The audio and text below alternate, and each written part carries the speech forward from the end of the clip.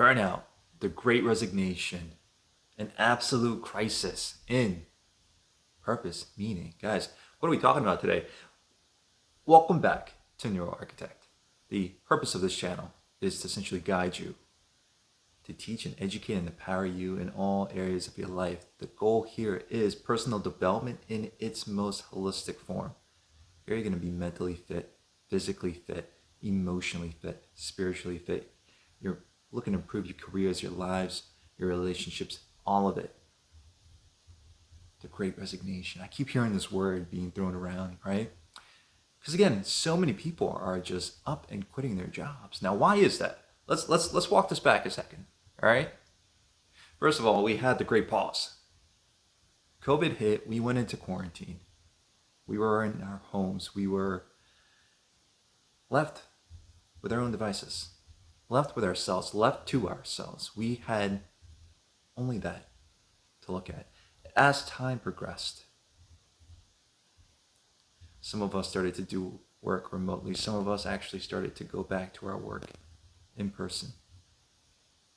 But with this very different and newfound perception and perspective of how life can be different. It really painted for a lot of people the degree to which they were actually unhappy, unfulfilled, lacking that deeper sense of meaning and purpose in their lives. You have them all now currently leaving their work, their jobs behind in pursuit, in search of something different, because life could be different. It is different. Now, as we keep moving forward, we are evolving all together collectively. And yes, doors are closing, but new ones are opening. And I think that's really where a lot of the focus should be. I call it the Great Pause because it really was. And I hope it was for all of you an opportunity to dig down, dig in, reflect, introspect. See what's working, see what's not working in your lives. How often do we give ourselves a chance to pause and actually think about that? Because we're so often caught in the action and in the doing that we don't even give ourselves a chance to think about how effective is it what I'm doing? Is it working? How am I feeling with this? How often do you actually sit and process those feelings and those thoughts and those emotions and actually reflect on your actions and behaviors and see if it's serving you or not? I mean, let's think about this. We live in one of the sickest societies out there. Life expectancy is actually getting lower. Our children are expected to die earlier than their predecessors. No time before ever in history has that been the case. Why is that? Well, I'm going to offer you this perspective, and this is me speaking just from my own heart, from my own mind, from what I've listened to and read, and the mentors and instructors and teachers that I also follow. We do have a crisis in meaning. We have a crisis. And not only that, but we are so caught up in the doing that we are constantly medicating the consequences of all of that doing and all of that lack of meaning. We're waking up, and it's waking up to go to jobs that don't actually fulfill us or don't even offer us the opportunity to do other things on the side, in our own spare time, on the weekends, or whenever you have free time to engage in activities and things that bring us more joy and more meaning in our lives. But we have such a deep, profound, almost this angst, right, that sits in the pit of our soul and in our being, that we're just not feeling it. It's not bringing us what we were told it would bring us. Go pursue this degree, pursue this career. You're going to get X, Y, and Z. And yet here we are now realizing, well, actually, what's meaningful to me may not be meaningful to someone else. And maybe I should actually be moving more in that direction.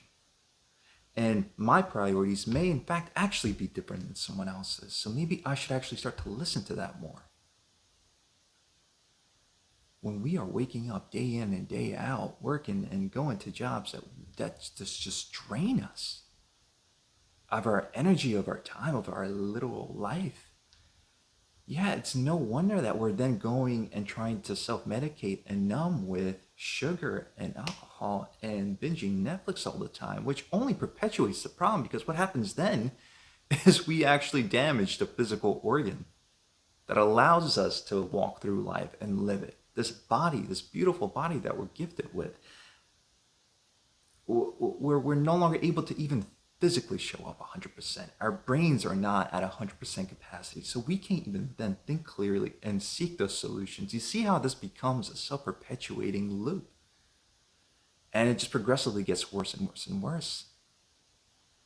You have to be optimizing and improving all those different dimensions of yourself, meaning working on your mental and emotional health, working on your physical health, so that way you then have the clarity and the energy to then actually do those things that are more meaningful to you, to then take more constructive steps, to take more action in the correct direction.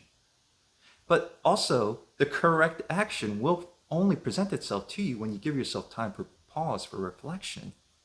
And as I've said in the past, it's in stillness that we find those answers, not in the action and the doing. The action and doing can provide perspective. It can provide us lessons. But it's when we get still and quiet that we find those answers. And a lot of you found those answers, during what I call the great pause. But now, instead of the great resignation, let's call it the great pivot. Right? Because for some of us, yeah, we're going back to something that we wanted to go back to. Great. For others of you, wow, actually, now that we're doing business differently, now that we're doing life differently, now that we're actually almost able to find more balance between work and play and family and being around our loved ones more by having the option, at least, maybe for a hybrid situation, for a remote situation, things are changing. The world is changing, and we're evolving and adapting to that. Start to actually get still and silent, to find those things that are meaningful to you and to see what genuinely brings you joy. Now is the time to pivot and to take those steps in that direction, while also continually supporting your mind and your body and nourishing it with the correct things that are going to give you the mental and emotional clarity and resilience and the strength and the energy, motivation to do those things. This was the great pause. And I want to say it's the great pivot. And I want you to really give yourselves the chance, the opportunity to actually move in the direction that you want your life to move in. That is always and always will be on you. But remember, you have community, you have support, you have mentors, you have teachers, you have coaches, you have guides, you have family, you have, co-workers and business partners. And there's so many resources out there for you, and so many free online resources. There's no better time ever in history to actually wholeheartedly, 100% commit to something and pursue it and do it. And that is my message to you today. Nourish the mind, nourish the body, nourish your soul by giving yourself the permission to do the things that are meaningful to you, that bring you joy, and start to move in that direction. I know I said crisis of meaning, but it's not a crisis. It is an opportunity for all of us collectively to do the things that are meaningful, get ourselves out of that chronic state of stress and anxiety of waking up, because that keeps us also in this chronic perpetual state of inflammation, which only feeds disease, right? So here we're going to tackle our health and tackle all these other different things. Start there, guys. Give yourself the permission to finally live the life you want to live. And I wish you guys much love and much luck, many blessings on your path as you continue to do so and as you continue to learn and grow through this. Take care. Have a great week.